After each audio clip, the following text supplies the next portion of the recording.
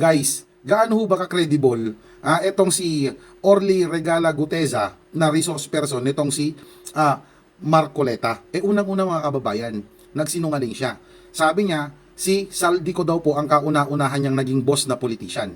Mga kababayan, nagtrabaho po siya sa OBP under Binay.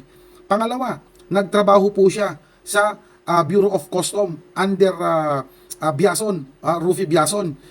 Mga kababayan, 2016 to 2021, miyembro po etong si or affiliate po etong si Biason sa PDP Laban.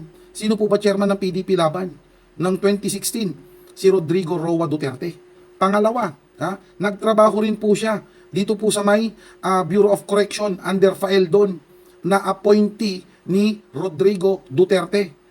Tapos pangatlo mga kababayan, nagtrabaho rin po siya sa PCO.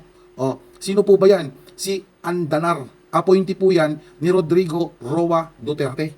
Although, dito po sa may custom, dito po kay Rufy Biason, ang nag-appoint po kasi dyan ay si Noynoy Aquino. Pero yun na nga, sabi ko nga sa inyo, affiliate po etong si Rufy Biason sa PDP Laban na ang may hawak ng PDP Laban ay si Rodrigo Duterte.